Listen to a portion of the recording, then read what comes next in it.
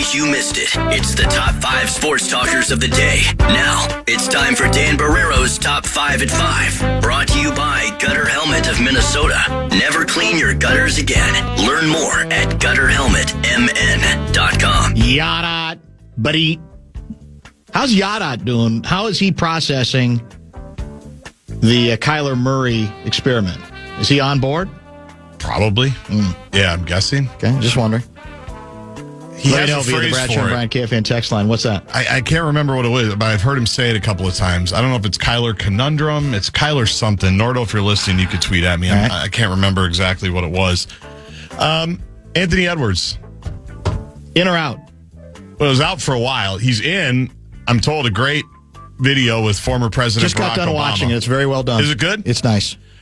My wife out of nowhere last night turned on Court of Gold, I think it's called. I don't even know what that is. It's the Netflix doc about the Olympics in 2024. Oh, okay. And I've seen it. I've not seen it. But, she loves Steph Curry, and now she loves Ant. And but the scene where Ant tells President Obama to stand down, yeah, it's the best. It's just so funny. Yeah, there's some of that in this. Yes, actually, yeah. I'm sure. Yeah, because I know that they followed up on that. But unfortunately, Anthony Edwards must stand down for 1 to 2 weeks. We got the release today. Anthony Edwards injury update.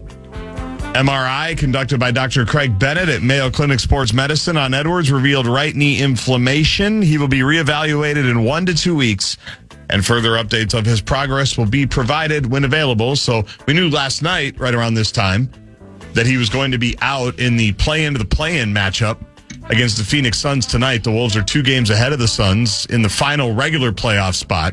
The Suns are in the first play-in spot, number 7. It's a 7 o'clock tip at Target Center. You can hear it on the Timberwolves channel of your iHeartRadio app. Naz Reid expected to go. He's had the shoulder deal that he re-aggravated in Oklahoma City, but Naz should be fine. Who's starting tonight? I don't know. Do we know? I just texted Johnny. Will it be my guy, DeSumo, or do we like the idea of keeping him with that second unit? I don't know. That's the question. It's got to be. I'm assuming it's got to be another guard, right? I mean, yeah. Is Conley a possibility? Is that a possibility that he's been pretty much on ice since coming back here? Correct. Yeah, but based on all the turnover issues, the betting money is it'll be DeSumo, but we'll see. Which will be in of itself rather interesting. Now, again, what I want to see is DeSumo play with Edwards in the starting backcourt. That's to me. Here's what you're looking for, right? If you're the Wolves and you're kind of stumbling around right now, you're looking for something that might sort of change the conversation a bit. And sometimes it's a single move. Now, there may not be any one move that the Wolves can make that can matter at this point to that degree, but you try it. I would try it, even though I know we love the way DiVincenzo has played. And he takes apparently some pride in starting. Yeah. Just think we got to be past that at some point. Well, what's the conversation about? Finch always says it. He said it when they came back from the break. It's about winning, right? That's what he claimed, It's yes. about winning. Everybody's got to take whatever role they are given. Wild have lost a couple in a row. They're back in action tonight on the road in Chicago. It is St. Patrick's Day, the fan has learned. Lori Fisher figured that the team would be on one of those boats in the Chicago River before the game. I don't know, you can't really take one of those boats down to Chicago Stadium to the United Center. No, not usually. But they start the night 6 points behind the Dallas Stars for the second spot in the Central Division. It is the Gus Bus in net tonight.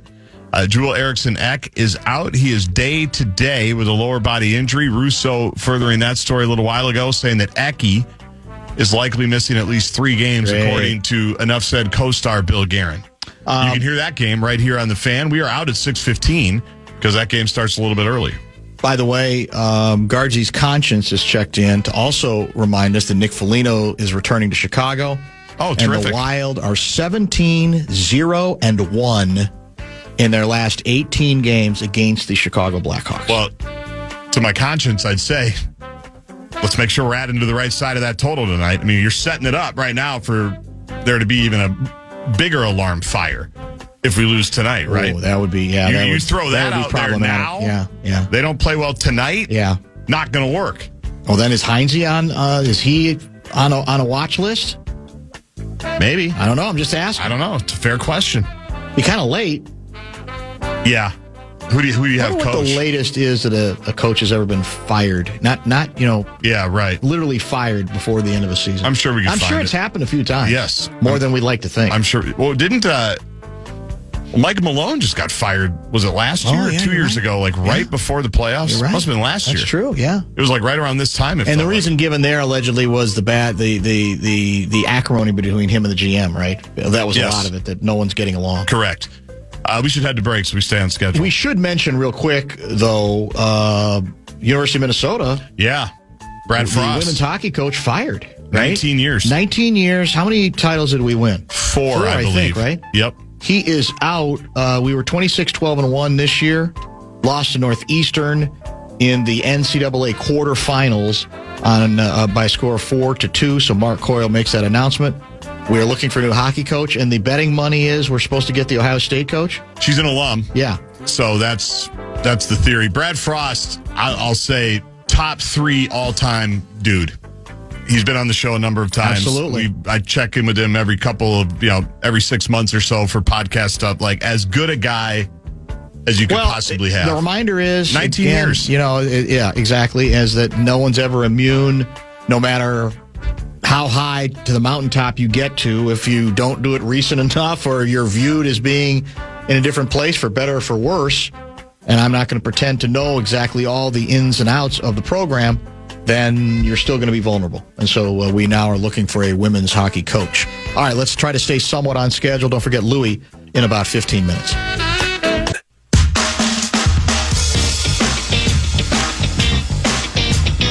Did you happen to see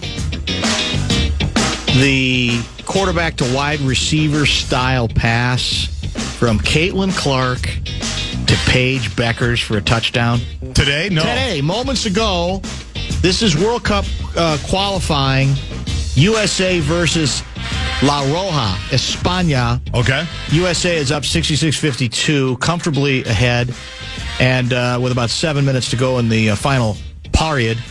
But yeah, it was much earlier. Just a Clark rebound, flick of the wrist. Yeah. Right in stride to Beckers for an easy layup ahead of the crowd. Quick follow-up. Did either of them or both of them stop after that play to thank those that came before them? Not that I could see. I didn't have the sound turned up.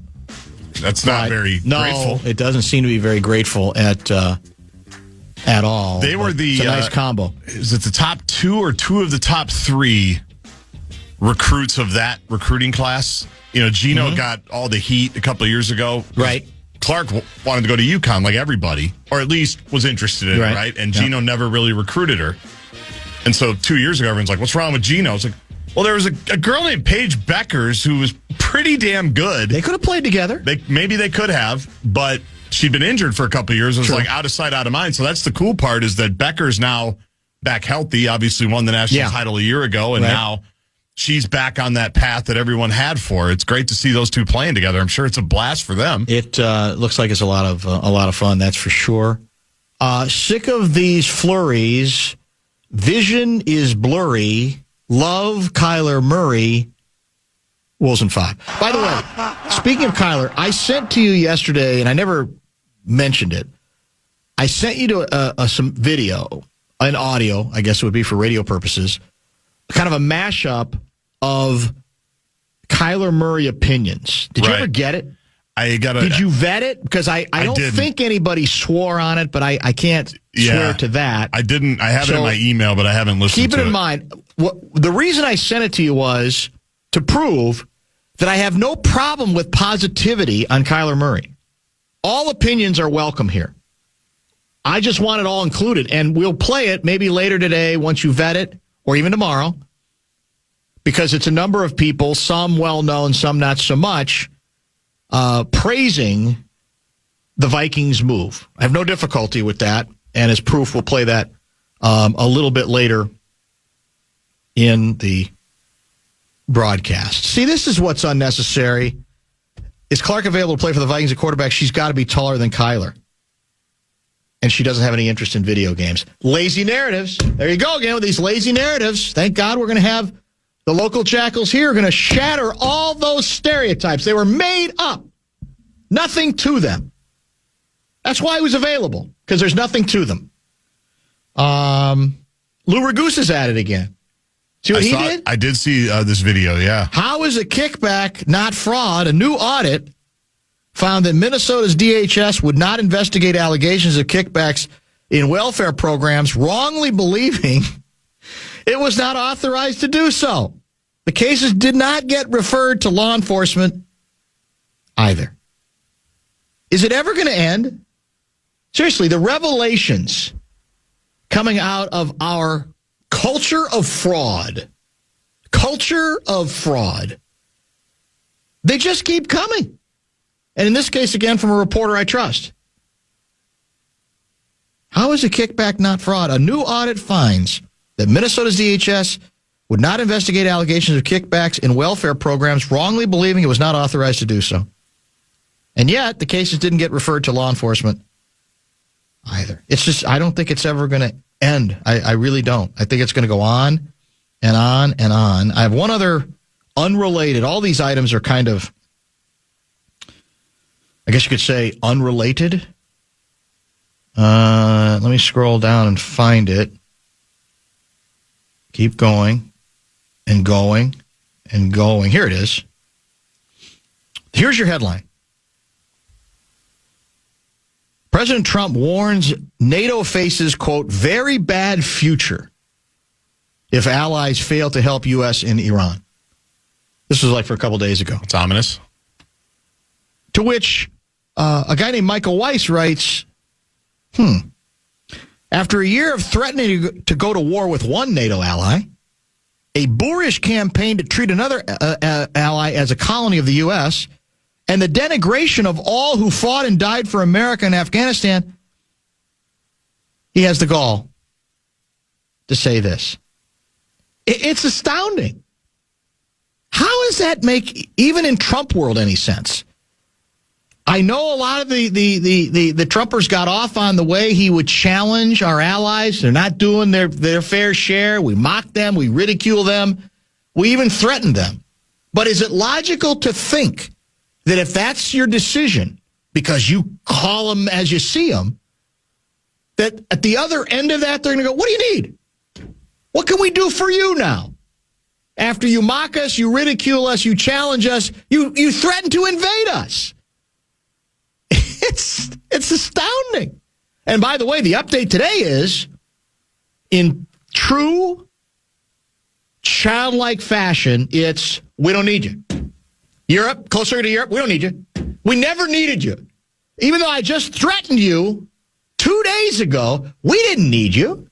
We don't need you now. We'll do all of it on our own. You know why? Because we're the most powerful nation in the world, and we don't need to mess with any of you. That's today. Now, that could change again tomorrow. I just don't know. Bradshaw and Bryant KFAN text line is open at 64686. 64686. How about Luigi? You got questions for him? Well, check in. I mean, people know how to find us. As we said, 64686, as I just mentioned. Is he worried about the current condition of your favorite hockey team? Not exactly sure, but we'll find out next.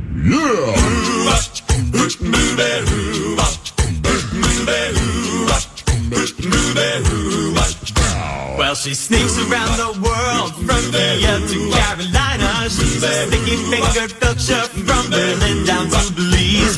She'll take you for a ride on a slow boat to China. Tell me, where in the world is Lou Nanne? Well, we know he ain't here. It is snowing yet again. I don't think it's supposed to be measurable snow today, but the fact that we can even look in the air and see it swirling around after our most recent snownomi is enough for pretty much everybody. Louis joins us via the Connecticut Water Systems Hotline, brought to you by, as always, our good friends at Kemp's. Louis, how are you? Very well, thank you. Good We're undergoing the last cold front of the year. It was only 67 today. But 67, you say? it shouldn't last too long, but it's not warm. Arizona, 100 degrees.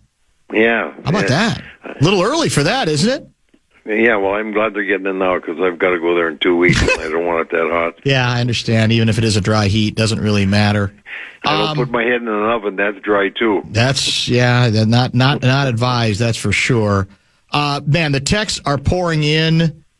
The Wolves and Wild have both lost 4 of their last 5. The Wild lost the last 3 at home to non-playoff teams, so we're all trying to get a handle on it. The head coach, who kind of went scorched earth the previous loss, seemed to get a little more philosophical after the most recent loss, I think, which was to Toronto. Meanwhile, Guerin is ratcheting it up. Got to get it going. No excuse for what's going on right now, et cetera, et cetera. So where are you on the panic scale regarding the recent slump of your favorite hockey team? Oh, I'm far from panicking. I want to see the goaltending tighten up. Yeah, that's fair. That's the first thing. But more than that, I think that I'm feeling good about it because teams go through a soft spot. They haven't had one for a while, and I'm feeling pretty good about it that they got one now and get it out of the way. They got room, that they don't have to worry about falling down. I really, I know it's going to be hard to catch Dallas. Colorado's gone, but I don't mind it because I want them to play Dallas and I want them to be playing Dallas when they're playing better, and I think that they'll get the game back. And I think we forget that they had 8 people on Olympic teams, and not only the euphoria, but the number of games, the travel, everything goes in. When you look at some of the players that have played there, they're just not as sharp. They're a little off their game a bit, and I think it's because they're a little tired. And now when you get back in your ritual here and with the clock, everything else. I'm not concerned about it at all. I really feel it's okay to have that little slump because I saw enough in those 3 games where they lost, where they had a bad period in every game, where they could get rid of that, and when they were playing good, they really were good. Marcus you're going to have to talk a lot of people off the ledge because the texts are coming in. Marcus from Omaha writes, are we worried about the power play? We have great skilled players, but all are left-handed, makes the power play a little one-dimensional. Well, I'm not worried about the power play. I'm more worried about the pretty plays that they're making, not only in the power play, but all across. I mean, I literally came out of my seat here the last 2 games where guys have overpassed when they got perfect shots and we're not scoring goals. And we're looking for the wide open net, the pass across the seam on the power play, on 3-and-2 rushes, etc. And I just want them to get the shoot first mentality and get rid of that pass first mentality, because you got as good a chance by scoring yourself. Then secondly, you got a rebound chance, and third, a couple of times the pass across is so bad it turned into outnumbered breaks going the other way. Turnovers and gone. I'm just they're not as sharp in moving the puck passing wise as they were before the Olympics, and I think that's the game they got to get back to, and I think they'll get back to that if they don't try and force passes as much as they're doing right now. Where does Bobby Brink fit into this whole thing? Because we spent a lot of time on the high school hockey tournament when we had you last week, and not so much on some of the moves made right at the deadline. What are your impressions of him? Where do you think he fits in the rest of the season and into the postseason? Well, he'll probably fit in more in a third line, but he's really creative with the puck. He's got excellent hands, really good vision, and he's got the capability of scoring. He's had it from when he was in high school and in USA program, Denver, et cetera, all the way up. He's an extremely talented player. I know he's not big, but a lot of good players aren't big, and he's got skill that could add to the skill level they need. Essentially, your third and fourth line, when he's not on there, you got Urov that's got some skill, and Tarasenko. So if you had a guy like him on the right side too playing at that line, if the playoff push and especially the playoff games aren't going to take him out of the game because they're so physical, that could be a a talented offensive line because he sees the ice so well and he moves the puck so well. I think that was a real good pickup by them to get him and give you more depth in the scoring side than they had before in the puck moving side. So you really strengthen yourself with some of the big boys they picked up. So they can look at the games and see how the playoff games are going and see what they need, because they can play it any way you want, and they can turn the lineup into a very physical one or maybe a more productive one, depending on how their goaltending is playing, how the defense is moving the puck, and what they see in the playoff game. So it was a good addition to that team. Como Park garage guy. In light of the Frost firing, I've received numerous texts and feedback that the U fired the wrong coach. Can you ask Louie about Motzko's status, as the fan base is getting very restless? You've heard this before, but it's definitely firing up now. Well, I think if you look at the difference in the two, Frost has been there longer, and I think it's probably 7-8 years since they won a championship.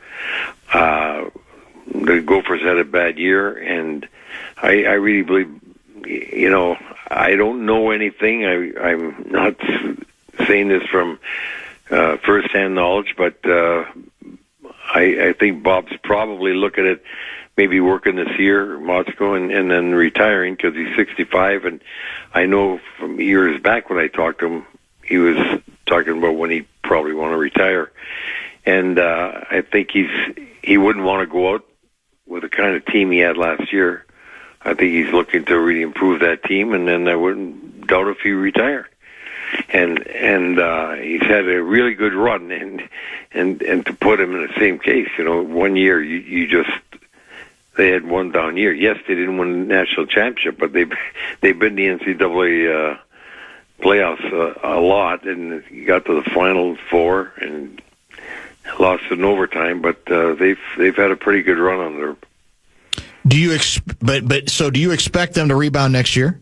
And to what? Yeah, I do. How I much? think they'll be much better. One, even though they're losing a couple of key players, but they were so young this year, and I do believe he's going out and trying to add some not only talented guys but more mature guys to that lineup, and that's what he needs, and I expect them to be much better. Another, a lot of questions. Does Louis feel that the roster changes at the trade deadline are going to take some time for everyone to readjust who they're playing with, and maybe where they lost our guys that we sent out? I think it might have been a dictated text. I don't know if I completely understand it, but you get the point of it, I guess. He's trying to be more patient to say, does it take a minute when you make some of the changes that the team has made? I don't think it takes that long. The guys are talented enough that you adjust to people much more quickly than people expect you to. They're used to playing at a top level. They can anticipate. Guys get really aware of people's tendencies when they're skating with them every day in practice and games, and they pick it up pretty quickly. I just think that it's what we were talking about before. You're in a lull coming back, which we talked about before they won the Olympics. I said, I hate to see it because they're playing so good, and teams come back after that, and they've got so many players in there. It's going to take a toll on their conditioning. They're going to play a lot of games in a short time. Are they going to be able to adjust right away? Plus, adding the new guys, I just think what I've seen from 2 periods of the last 3 games of each game, I'm very comfortable with it. I have no concerns right now, except I want to make sure the goaltending's sharp enough. Yeah, I think that probably should be at the top of the list, right? Yeah, I think you're right about that. And Gus did have a couple of good games in there, so I'm very confident that Gus is going to bounce back because he's done it. He's got a personality. He doesn't get affected by a bad goal like some people would, or even a bad game. He's very, very even keeled. I've talked to him a lot. I've watched him. Like when I'm going to be doing the game next week in Boston, when I travel with him, and I sit essentially 2 rows away from him when he's playing cards, watching him, and I really like his personality for handling pressure. I think the guy's He's a guy that's got a lot of confidence in his ability, and he doesn't let things rattle him. Do you despise the current playoff format? I don't despise it. I don't like it. I know why they do it, because it's so effective. It really came around from Bill Wirtz's thinking years ago that the more we played each other in a division, the bigger the rivalry, the easier it is to sell tickets, and that's what it comes from. But when it gets to a situation like this, when you're getting such a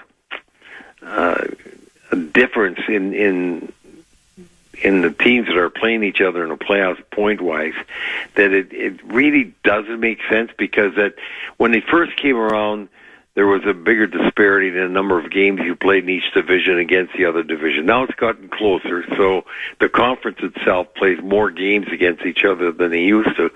So the really point differential shouldn't be as big as it was in the past, because if you had weak teams in one division, and somebody's getting in with really weak points, they were really just getting hammered by the other divisions that they're playing. Now that they're playing each other more, that's more equal, and you really shouldn't have three top teams like Colorado, Dallas, and Minnesota having to play in two of those teams that are going to play each other, and essentially two of them are going to be out in the second round. So it's tough.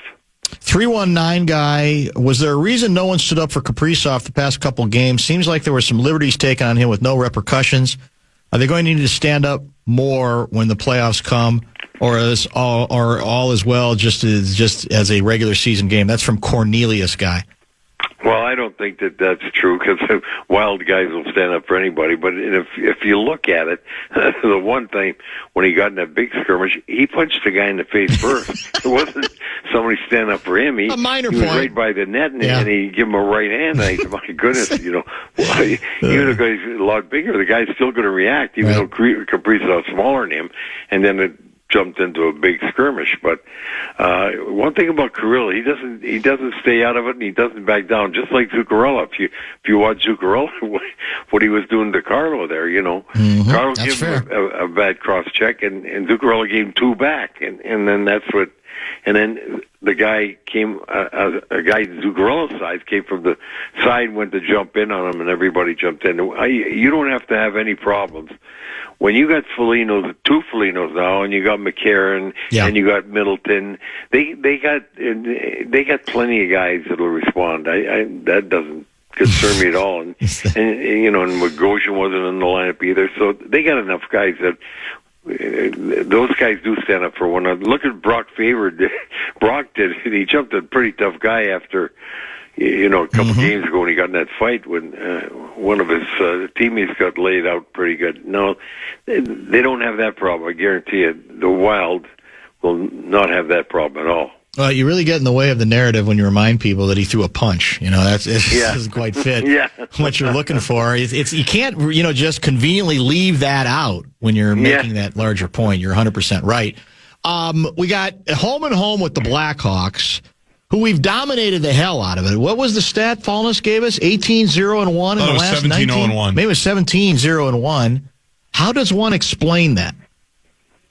Well, I was explaining it for years. We never won in Boston, and there's a lot of teams that happens to. You get in a run, you never seem to get out of it. But I got to tell you, right now, Chicago's playing better, and they've got a lot of young, talented kids in the lineup. One of which played at the U last year, Oliver Moore, who's had himself a good rookie year. Renzel's also there in defense for the Gophers. He was there last year as well. But these guys of late have been playing better and winning some games and scaring a lot of good teams. So they're not going to be cakewalks, I don't think. I hope they are. I enjoy the game much more when I don't have to be concerned about it. And but I got to tell you, Chicago's got some talent up front. They can score goals. There was another text about this is actually not related to hockey.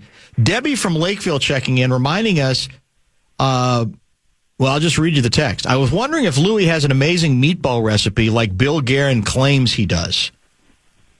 I don't, but my wife does, Okay. and my son-in-law, Tino Terry, do. There you I go. do get good meatballs, Yeah. believe me. Yeah. And by the way, I had a good one last night. I ate with Russo and Elliot Freeman. Nice. Because the writers are here for the GM's meeting. Yeah. We went to a great Italian restaurant last night. They were just raving about the food. Did you pick up But the I tab? love good meatballs. Did you pick up the Don't tab? make them too dry. Oh, that's the key. You're right. Did you pick up the check? Not last night. I have in the past, but What was last that night about? we all shared. Oh, you did? Yeah. Oh, that's disappointing. I thought you always picked up the check. That's your reputation. That's unlike Glenn Mason. That's your reputation. I've done a lot. Yeah, you probably do. That's absolutely a very, very fair point. Another. Well, again, I guess maybe this shows how invested people are, but now the talk is, one of the other texts was basically that we're since now we've added talent maybe at the expense of a good team. I don't really think we've added that much talent when the trades we made, where you go, well, suddenly we don't have pieces that fit together, do we? In fact, it's the exact opposite. We added the type of player that they needed to fill some gaps that they wanted. They, as you said, they haven't added a real skilled player. Right. With the exception of Breek's got fairly good skills, but I'm talking about like a first-line center or even a second-line center. Or a big goal scorer. That hasn't been added, but we've added pieces that could fit in, and a lot of it's depth. Because if you get fortunate enough to go 4 rounds of the Stanley Cup playoffs, it's really physical, and you could expect that you could have injuries, and a lot of teams do. So you got some depth that they didn't have before. The depth they had before was marginal. Now the depth that they've got are quality players that could play. And so they're a much deeper team than they want. Not that they're much more skilled, but they certainly are much deeper all around and more solid physically and I'd have to say checking wise. And I do think that they're feeling really good about themselves right now.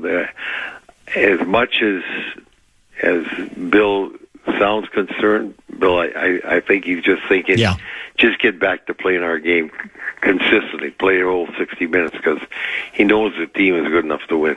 Jake in Maple Grove, what do you think the impact of the multi-day bender of our Team USA team members and media travel for Husey has had on the play since the Olympic break? These guys are elite athletes, but one night like those guys had would throw me off for 2 months. That's Jake in Maple Grove. Well, I have to tell you, I really have to tell you that when you go from 7-hour time zone change, they say it's an hour a week basically to get back to where you were, and just on the same body clock. So it takes a little while. Doesn't take 7 weeks, but it takes a long time. It does take a couple weeks, 2-3 weeks. Yeah. And I think that they're just coming out of it now. They're also traveling after they get back here into different time zones, back and forth, and then every second day a game. When you put it all together, I'm telling you, I looked at some of the mistakes that are being made, and I really believe they're from being tired. From the guys not getting a rest and being a little tired. Watch some of the little mistakes, even that Hughes made that he hadn't made. You didn't see any of those there or in the Olympics. But he'll be out of that within another 3, 4, 5 days. But those little things are just the little things mean a big difference in a game, and the fact that he took a penalty in overtime, which you've never ever seen him do. So the Wild, when he lose that overtime game, for the 5 minutes they spent shorthanded. That's true. Good they point. couldn't even get an opportunity to win the game. Yeah. Those things aren't going to happen later. Yeah, they need a couple of victories here because the fans, it sounds like they're ready to cut everybody and fire the coach and the general manager. And by the way, that's what's funny. Yeah, it doesn't take much. At least they're invested. Speaking of the general manager, president of hockey operations, whatever fancy title he has, I don't know if you even know this, but he co-hosted the entire Enough Said TV show that Gaardsy and I do with Lori Fisher. We had him in studio for the entire half hour, And this won't surprise you at all, but I mean, he was brilliant. He had a lot of fun with it, no matter what we talked about. We talked about some stuff, sports stuff beyond hockey, and he was made for it. He was all in for it. So if you ever return to the state, maybe we'll try to do that with you too. Well, I was seeing if he could make dinner 2 nights ago, but he already had plans because he's down here too. But yeah, that would be fun. Yeah. I would do it. Yeah. And it surprises me because didn't he go to Boston College? I'll mention that the next time we see him. Yeah, it worked out very well. The funniest part was, the bit is Lori Fisher, once we're done or coming close to the end of a segment, says enough said, even when one of us is talking. That's the bit. And she said it in the middle of a Guerin sentence, and he literally stopped in the middle of the sentence and said, well, oh, you mean that? I mean, so I have to stop talking right now? So it worked out. You went to Boston College. it turned out very, very good for sure.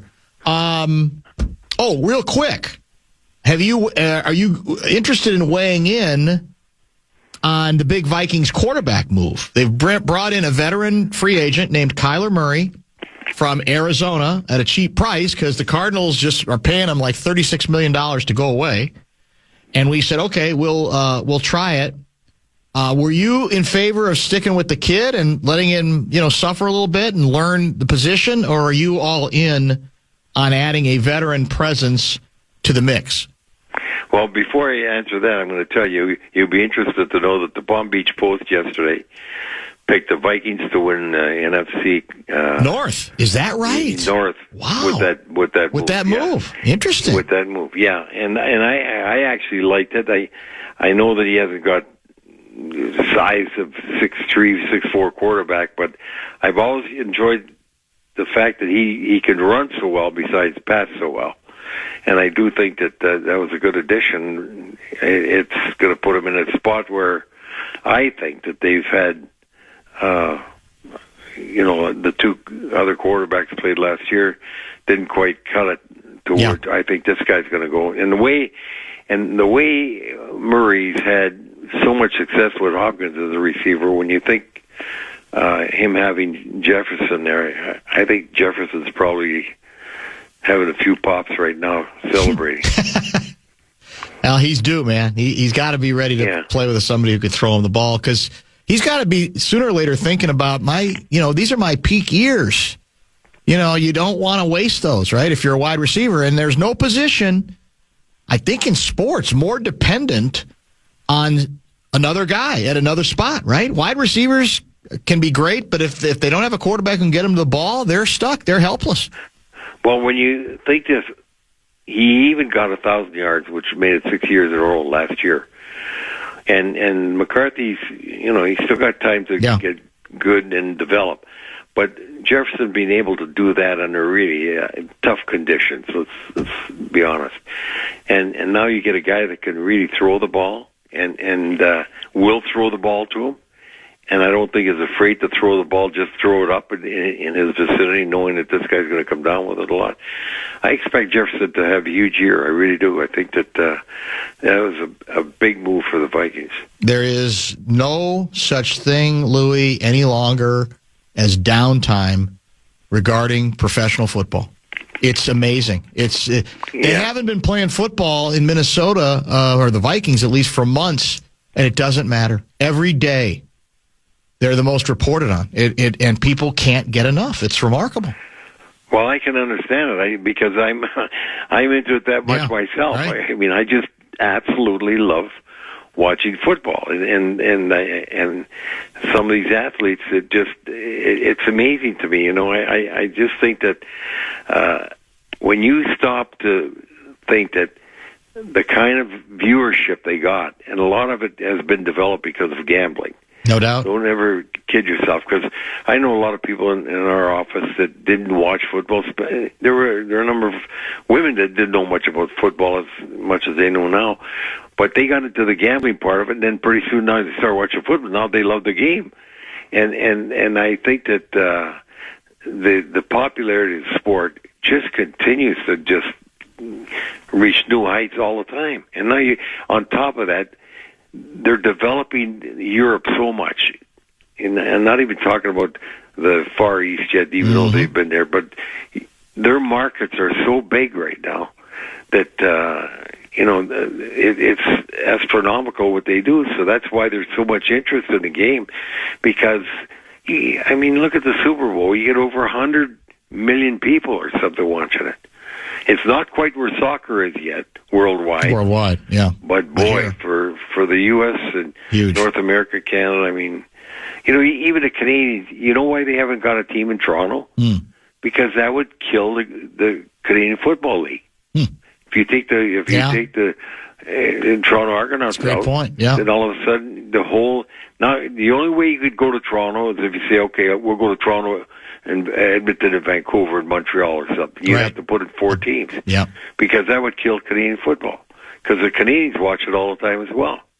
And coming soon, a night before Thanksgiving Day game, Louis. It's inevitable. That's the next. It's a natural. That's unbelievable. It's going to happen, right? And people will not Definitely. complain. They will not rebel. Oh, it's too much football. Come on. No, they'll love it. They'll revel in it. No, they really didn't do football that much during the week because they were trying to protect colleges and high schools. That was the story for years, Right, you're right. When I was with the North Stars, we used to talk to football people about why aren't they playing other days, and that was their story. But now they forgot it. They'll play every day. Have a wonderful night. We appreciate the time as always, and we will chat next week. Thank you, Louis.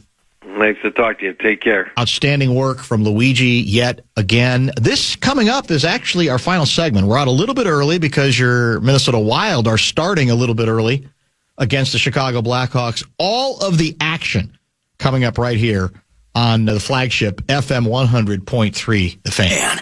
Show Wrap is presented by American Pressure, commercial-grade pressure washer since 1975. It's the bumper-to-bumper Show Wrap.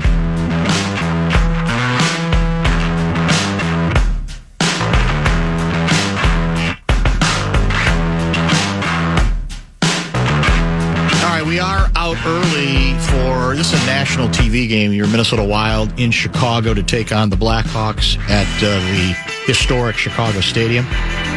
All the action will begin tonight. Pregame show coming up. What is 6:10? Really, not even 6:15.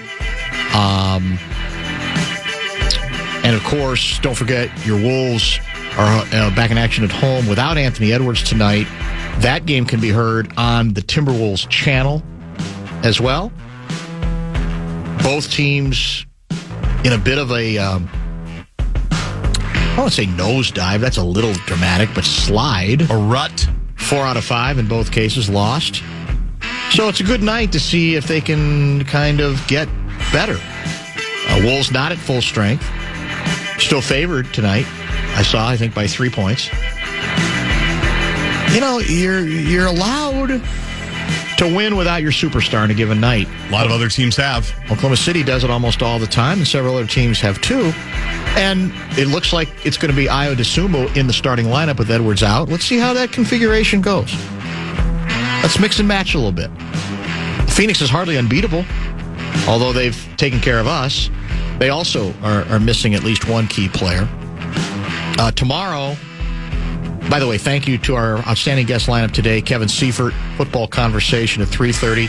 Rick Bozich on the big dance and a little bit of baseball talk as well at 4:30. And then Luigi on mostly hockey, although he weighed in on the Kyler Murray discussion as well.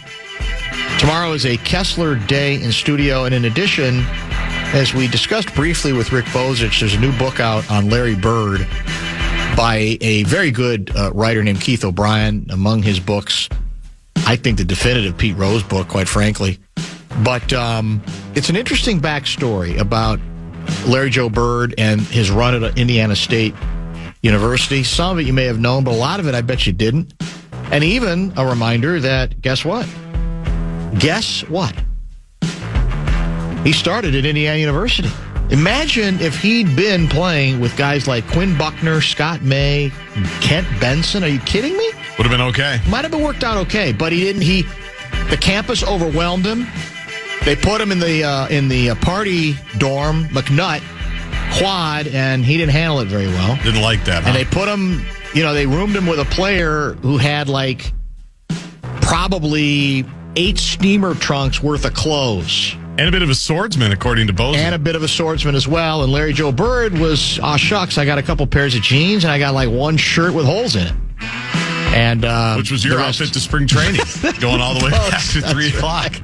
And the rest is kind of history. So, in any case, that will be, I'm looking forward to that discussion with Keith O'Brien tomorrow. And there's some other things we probably will work on for the rest of this very busy week. You're going to be out Friday, I assume? Yes. With the Golden Gopher women's basketball duties? Yes, sir. Have we figured out what's, am I preempted Friday, or are we still negotiating on that? We're still working on it. Okay. We might do summer hours, 3 to 6. Oh, okay. There's a Wolves game, so we can't do a full Gopher preemption. I see. Okay. But Blakemore's got things on Friday night. Okay. There's not really no one else available. All right. We'll get it figured out. We've been planning our work. Okay. That'll all work for me. That's outstanding. Good text today. We appreciate all the interest in a number of very controversial subjects as well. A good compliment coming in from 612 guy who enjoyed Billy G on the Enough Said program. They enjoyed that very much. I hope you had a chance to watch it. You can still see it if you missed it via the Fox Local app. Just type in Enough Said, and that should get you there. If you type in any other show, you're going to get something else. But we're occasionally on that. You'll on get that the app, Jason correct? show. You might get the Jason show otherwise. Thanks for watching. Thank you for listening. We'll talk to you tomorrow at 3 o'clock.